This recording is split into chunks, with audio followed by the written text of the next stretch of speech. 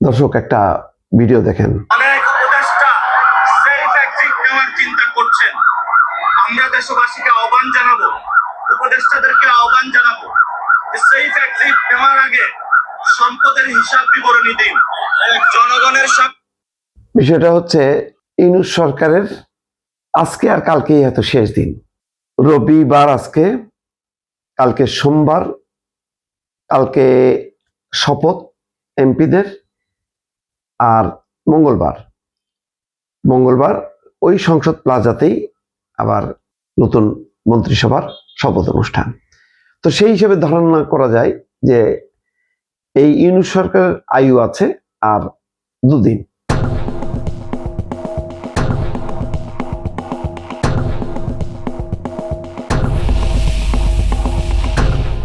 ইউনূস সরকারের পরিণতি কি হবে?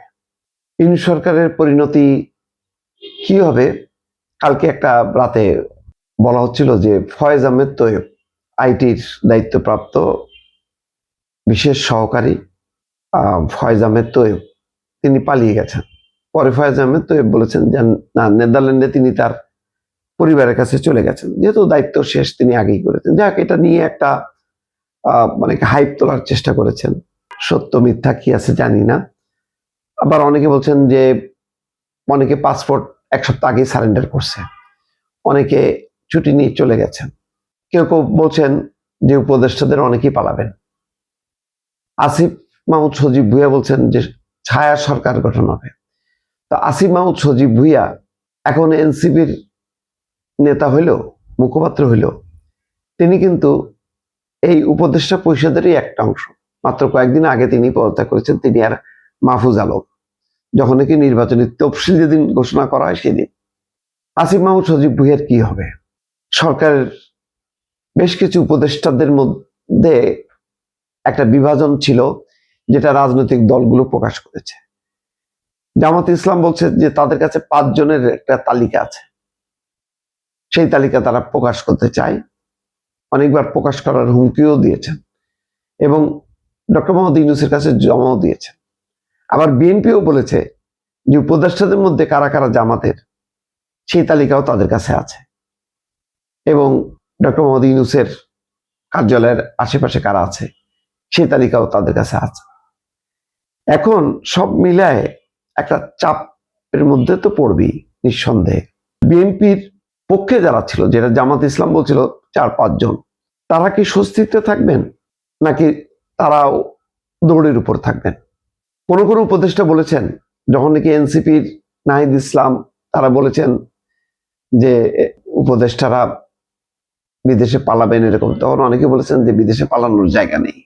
সেটা যোগাযোগ উপদেষ্টা, জ্বালানি উপদেষ্টা ফাউজুল কবির খান বলেছেন আমার কোথাও জায়গা নেই।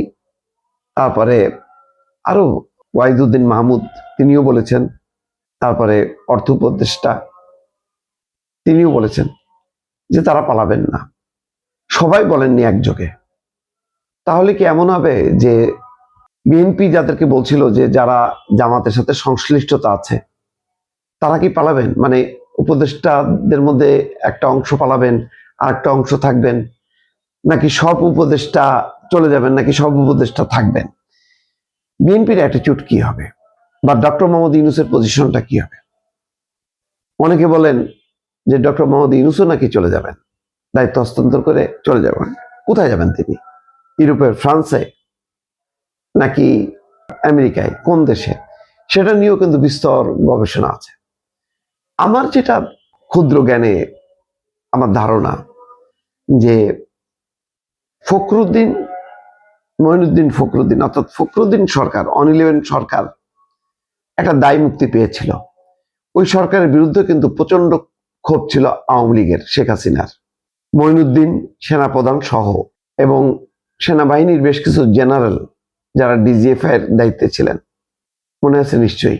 আমি সবার নাম এখন এই মুহূর্তে মনে করতে পারছি না, তাদের যে চোটপাট দাপট ছিল, তারা রাজনৈতিক দলগুলোকে ভেঙেছে, তাদেরকে দিয়ে সংস্কার করিয়েছে, প্রচন্ড চাপের মধ্যে রেখেছে। তারা সবাই চলে গেছে, ফখরুদ্দিনও চলে গেছে, মঈনুদ্দিনও চলে গেছে, এমনকি খালেদা জিয়ার আত্মীয় জেনারেল, যিনি পরে জাতীয় পার্টিতে যোগ দিয়েছেন এবং এমপি হিসেবে নির্বাচিতও হয়েছেন, সেই জেনারেলও কিন্তু এখনো হয়তো আছে দেশে। তো সব মিলায় তখন আওয়ামী লীগও দায় মুক্তি দিয়েছিল। মানে আওয়ামী লীগের অনেক নেতা, সিনিয়র নেতা মহিউদ্দিন খান আলমগীর সহ অনেকেই ক্ষোভ প্রকাশ করছিল যে তাদের বিরুদ্ধে অ্যাকশন নেওয়ার জন্য, কিন্তু কোনো অ্যাকশন নেয়নি। হয়তো এটা একটা আন্ডারস্ট্যান্ডিং ছিল, সেই কারণে নেয়নি।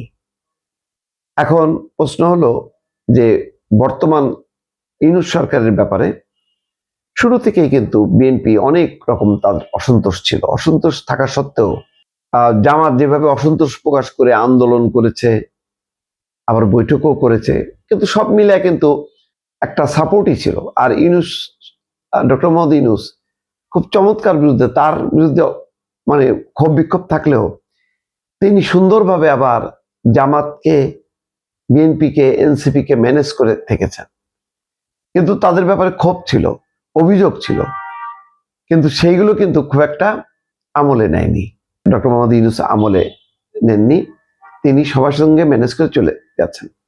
এবং উপদেষ্টাদের ব্যাপারে ওই যে একটা অংশ বিএনপি, একটা অংশ জামাত, এইরকম অবস্থান সত্ত্বেও মোটামুটি সবাই কিন্তু শেষ পর্যন্ত নিরাপদই থেকেছেন।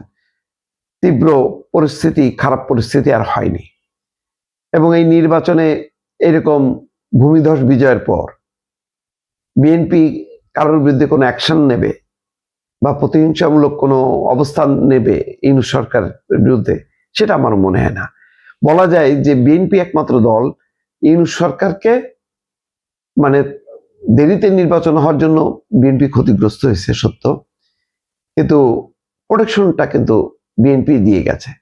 যেখানে জামাত, এনসিপি মানে সরকারের সুবিধা নিয়েও, সরকারকে ব্যবহার করেও বলা যায় যে মানে তারা তাদের ক্ষমতা খাটিয়েছে, সেখানে বিএনপি ক্ষমতা না খাটালেও বিএনপি কিন্তু ক্ষুব্ধ হয়েছে, দুঃখিত হয়েছে, কিন্তু চূড়ান্তভাবে ইউনূস সরকারের প্রতি অনাস্থা জ্ঞাপন করেনি, বরং আস্থায় রেখেই কিন্তু শেষ পর্যন্ত বিএনপি সময়টা পার করেছে এবং নির্বাচন পর্যন্ত অপেক্ষা করেছে।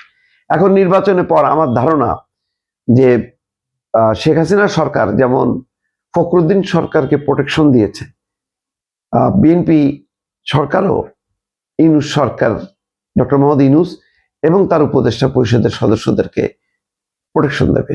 তবে কোনো কোনো উপদেষ্টা যারা কিছুদিন আগে পদত্যাগ করেছেন, যেমন আসিফ মাহমুদ সজীব ভুঁইয়া, তার ভাগ্যে কি আছে দর্শক, এটা ঠিক আমি বলতে পারছি না দর্শক।